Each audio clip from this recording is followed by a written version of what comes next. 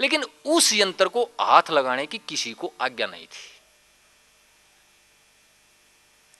एक दिन एक चंचल सा विद्यार्थी नहीं रुका गया उससे, जिसकी मनाही करते हैं तो बच्चा जाता है वहीं। जहां जाने से रोको कि बच्चा जाएगा वहां, तो बच्चा क्या बड़ा भी जाता है। इसलिए जो निषेधात्मक तरीका है ना, वो अच्छा नहीं माना गया, विधेयात्मक होना चाहिए। तो क्या किया वो विधेयात्मक तरीका उन्होंने, तो मनाही थी, ये था निषेधात्मक तरीका, यानी कि ना का तरीका, नेगेटिव। जैसे सिगरेट छुड़वानी हो तो एक्सपेरिमेंट करे गए कि उसको जब भी सिगरेट की ललक उठती या शराब की ललक उठती तो उसको करंट लगा दिया जाता। जब भी उसको ललक उठती तो करंट लगा दिया जाता। तो जब भी ऐसा हुआ कि जब उसको याद आता ना तो एकदम शियर जाता वो कि करंट लगेगा, यानी कि उसी तरह के हार्मोन अंदर में से निकलने लगे फियर के। सिगरेट तो छूट गई, लेकिन एक उदासीनता का मार्ग, जो निषेधात्मक, जो नेगेटिव तरीका वो उदासीनता देता है। जो हार्मोन थे वो फियर के बह के पैदा हो गया अंदर। दूसरा तरीका यह है कि उसको शराब का आदी है या नशे का आदी है, सिगरेट का आदी है, उसको आप दूसरा मार्ग दे दो, एक समझ का मार्ग। एक भाई था, शराब बहुत पीता था, मेरा साथी था, एक बोतल की कैपेसिटी हो गई थी उसकी। रात में कहीं पड़ा था, बाहर पड़ा रहता। कहने लगे जी आप इसको सुधार सकते हो अगर किसी तरह, आप थोड़ा सा दबता है ये। मेरे से इसलिए दबता था, मैं टोकता नहीं था, मेरे को पता था कि टोकने का फायदा नहीं है ऐसे आदमियों को। अगर मेरे वहां रहने से, वातावरण में रहने से सुधार नहीं होता तो बोलने से सुधार नहीं होगा। वातावरण में प्रेजेंस से अगर सुधार नहीं होता तो बोलने से सुधार नहीं होता। इसलिए महात्मा हाँ में हाँ कर देते, ना में ना कर देते हैं, बाकी जो अनुभव होता है बटोर लेता है आदमी। तो वो एक दिन कहने लगा कि मेरे को गुरुजी के पास ले चलो।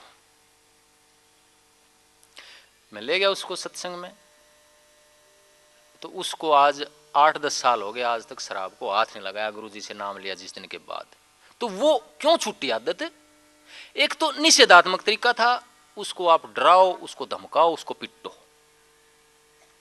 दूसरा ये तरीका आ गया कि जो ऊर्जा उसकी उसमें लालायित होती थी उस चीज में, उस ऊर्जा को दूसरी साइड में लगा दिया। जो क्रोध की अग्नि थी उसको करुणा में परिवर्तित कर दिया। यानी कि उस तरफ इतना ज्यादा इंटरेस्ट हो गया उसका, दिन रात शब्द सुनता रहता, किताब पढ़ता रहता सदगुरु की और सत्संग की, उसको याद ही नहीं आती। यानी कि वो टेस्ट जो उधर जाता था दूसरी साइड में डेवलप हो गया, वो दूसरी साइड में विकसित हो गया। वो ये है विधेयात्मक तरीका, पॉजिटिव तरीका। यानी कि एक तरह से जो हार्मोन रिलीज होते थे उसके, जो केमिकल रिलीज होते थे, जो एंजाइम रिलीज होते थे, जो नेगेटिव साइड के थे, जो फियर के थे, वो बंद हो गए निकलने। दूसरी साइड के उससे भी ऊंचा देह लेकर के वो निकलने लगे आध्यात्मिक एंजाइम। तो कुदरती वो चीज बोलती चली जाती है, वो गंदी आदतें छूटती चली जाती है। मैं किसी को नहीं कहता सत्संग में कि ये चीज छोड़ दो, आप सिर्फ ये कहता हूं कि 2 वक्त ध्यान में दो उस मालिक को, वो ऋण ना चढ़ाओ उस कुदरत का, चाहे आप नास्तिक भी हो। अगर आप किसी से 10 पैसे लेते हो, 10 रुपए लेते हो, जब लौटाते हो तो उसका धन्यवाद करते हो कि बड़ी मदद करी भाई आपने। और ये कुदरत 100 का 100 हमारे को देने लग रही है, कहीं हवा के रूप में, कहीं पानी के रूप में, कहीं भोजन के रूप में, कहीं प्रकाश के रूप में। और 2 वक्त बैठ करके उसका धन्यवाद भी नहीं करते तो हम ऋणबंदी हो जाएंगे, ये मान कर चलिए आप। अगर नास्तिक हो तो भी उसका 1 वक्त 2 वक्त बैठ के 1 मिनट 2 मिनट के लिए जरूर भी ध्यान नहीं करना आता तो कि हे कुदरत, अगर परमात्मा को नहीं मानते थे, हे कुदरत बड़ी मदद की है, मैं आपका धन्यवाद करता हूं। अगर नहीं करता है तो बाहर चढ़ जाता है, चीज का ऋण चढ़ जाता है। तो जो विधेयात्मक तरीका है वो सबसे अच्छा है। यानी कि अगर क्रोध उठता है, गलती हो गई है, तो 2 काम अच्छे ज्यादा कर दो, तो वो गलत काम भी धीरे धीरे छूटने लग जाएंगे। अगर ज्यादा क्रोध उठता है तो करुणा के काम 2-4 और ज्यादा कर दो, तो उसकी जगह करुणा लेने लग जाएगी। अहंकार और प्रेम में कोई घना अंतर नहीं, एक छोटी सी पतली सी धार है। विवेक में अविवेक में घना बड़ा डिफरेंस नहीं, एक छोटी सी पतली सी धार है। जब अहंकार टूटता है, प्रेम आता है तो अहंकार खुद गिर जाता है।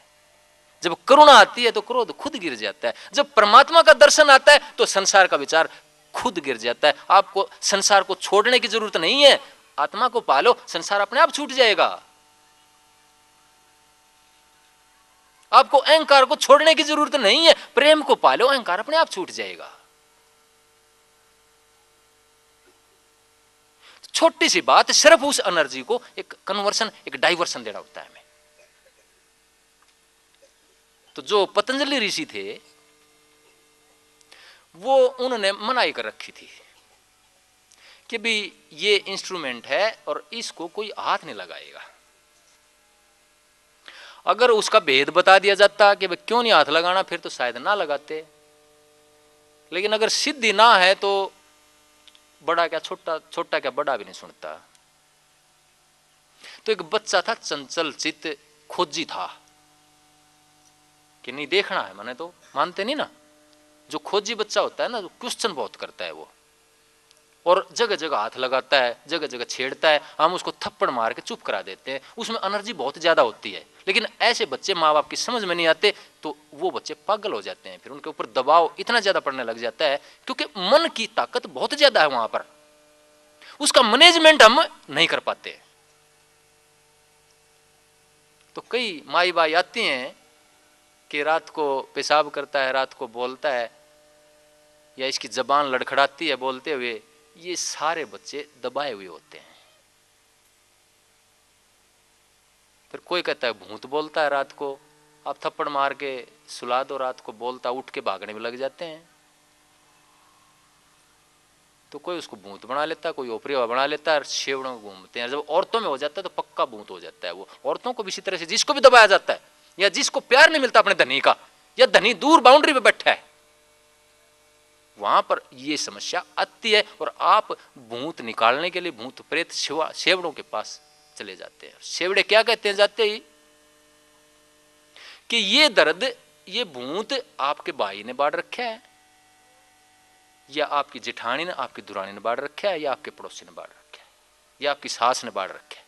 तो घर में एक कलेश पैदा कर देते। कलेश पैदा करते ही भूत तो अपने आप आ जाते हैं। फिर जब सोते हो आप तो आपको भूत ही दिखेंगे। अगर आप सत्संग करते हैं, आप प्यार में रहते हैं, तो सपने में आपको कौन दिखेगा?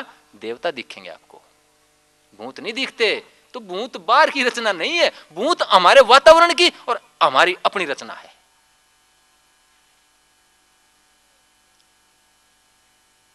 तो इन चीजों को लेकर के इस सत्संग में आगे बढ़ा जाता है। तो मैं बता रहा था कि वो जो एक स्टूडेंट था वो चंचल था, उस चंचलता को हम भूत प्रेत का नाम दे देते हैं। तो वो उसको हाथ लगा देता है। एक दिन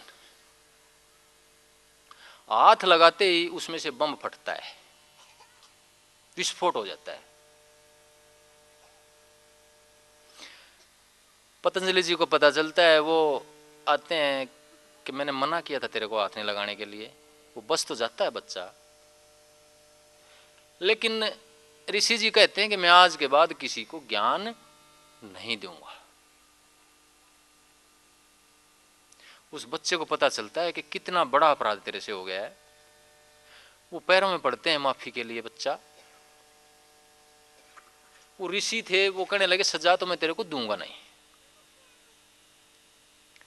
ये कहानी आती है कि सजा तेरे को दूंगा नहीं, लेकिन इतनी बात जरूर है कि जो ज्ञान मैं देता हूं, जब तक इस ज्ञान को किसी योग्य को नहीं दे देता तू,